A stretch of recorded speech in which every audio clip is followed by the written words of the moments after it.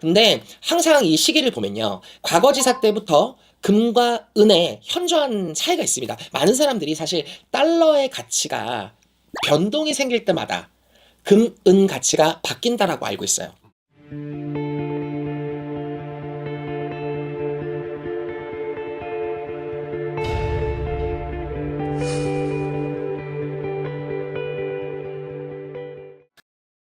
안녕하세요. 일산의 구슬동자 윤도령입니다.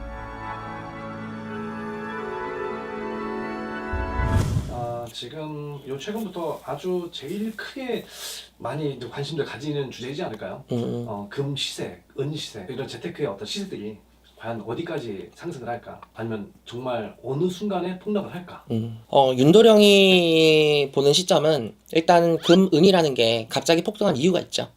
전 세계적으로 지금 시장이 불안정해요. 그리고 트럼프 행정에서 제2의 연임을 하면서 취임을 하면서 이제 선포를 했죠. 우리가 달러의 가치를 올릴 거고 달러보다 더 강한 화폐를 가지고 있을 거야. 사실 미국 행정부나 금융권에는 뭐 영국이라든지 프랑스에서 많은 금 보유를 하고 있어요. 사실 우리나라 같은 경우는 금 보유 정말 적거든요. 정말 우리나라에서 초반에 중앙은행에서 이 금에 대한 거를 사들이다가 이 금에 대한 가치가 너무 현저히 적고, 그리고 다들 나라의 재산을 가지고 금을 투자를 하는 거에 대해서 관심이 많았고 구설이 많았어요. 그러다 보니까 괜히 나라의 돈을 가지고 금 투자를 했다가 잘못되거나 우리나라의 전망이 너무나도 현저히 낮다 보니까 그 구설이랑 말망고 탈만한 게 싫어서 우리나라에선 중앙은행에서 금 활용을 많이 안 했단 말이에요. 그래서 쟁여둔 금이 별로 없어요. 최근 들어서 중앙은행에서 금을 사들이기 시작했습니다. 조금 낮아졌을 때부터 사들이기 시작했는데 지금은 얼마나 사들였는지 모르겠어요. 근데 다른 나라에서 갖고 있는 국채 혹은 금 보유량, 은 보유량을 미국 은행에다 다 보관을 했단 말이에요. 그래서 트럼프가 전 세계에 있는 금을 싹쓸이하고 있다.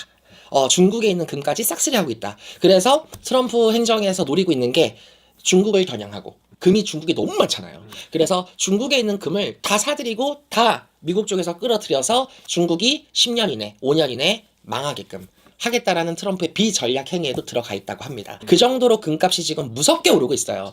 근데 항상 이 시기를 보면요, 과거지사 때부터 금과 은의 현저한 차이가 있습니다. 많은 사람들이 사실 달러의 가치가 변동이 생길 때마다 금, 은 가치가 바뀐다라고 알고 있어요. 근데 실제로 달러 가치의 환율 변동과 금 변동은 전혀 관계가 없습니다. 환율의 변동이 있었을 때 금, 은의 가격 변동이 있어 보이는 건 경제의 흐름이 바뀌기 때문인데 실질적으로 연동 가능성은 없습니다. 전혀 개연성이 없고요. 그래서 뭐 우리나라 지금 뭐 환율 1500대 급파를 하냐, 뭐 달러의 가치가 얼마나 낮아졌냐, 이런 얘기들이 많아서 달러라든지 이런 환율에 대한 문제로 금, 은에 대한 폭락, 폭등을 예상을 하시는 분들이 굉장히 많은데, 윤도령이 봤을 땐 앞으로 금, 은의 가격이 지금보다 훨씬 더 많이 오른다. 아직 초고점을 찍기에는 멀었다 라고 생각을 해요. 그래서 반드시 조만간 초고점을 한번 찍지 않을까 생각을 합니다. 물론 지금은 거품이 많이 낀 건 사실이에요. 그래서 초고점을 찍고 나면 다시 빡 내려갈 거예요. 왜냐하면 제가 과거를 조사했어요.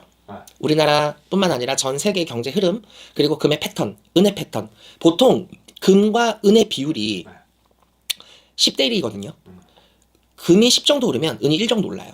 근데 지금은 그걸 깼어요. 7대 3 정도로 됐거든요. 이게 안정화를 다시 찾을 때 다시 금이 10이 되고 은이 다시 1이 될 때, 그때 다시 원래 가격을 찾을 겁니다. 저는 앞으로 지금 당장 팔거나 지금 당장 그런 변동을 가지고 겁을 먹어서 지금 당장 팔아야지 이렇게 생각은 안 하셨으면 좋겠다. 조금 더 오를 수 있기 때문에 저는 아직 맥시멈은 안 찍었다고 보는 입장이거든요. 그래서 저도 금을 갖고 있고 이걸로 거래를 하고 투자를 하려고 생각을 하고 있다 보니까 저의 앞날을 위해서라도 이 부분은 좀 확실하게 말씀을 드리고 싶더라고요. 그래서 지금 너무 많이 올라가지고 금 투자를 하기 어려운 분들은 은 투자도 저는 괜찮다고 생각을 해서 ETF라든지 금 투자 활용하시는 것도 좋다. 근데 ETF 같은 경우는 저도 하고 있지만 장점이 좀 있는 것 같아요. 근데 금은 사실 감독님 한돈 3.75부터 거래가 되잖아요. 한돈부터 거래를 해서 지금 한돈이 뭐 100만 원이라고 예를 들어서 가정을 하면 100만 원 정도는 있어야 한돈을 사서 갖고 있는 거잖아. 근데 ETF는 이제 0점 단위로 들어가요.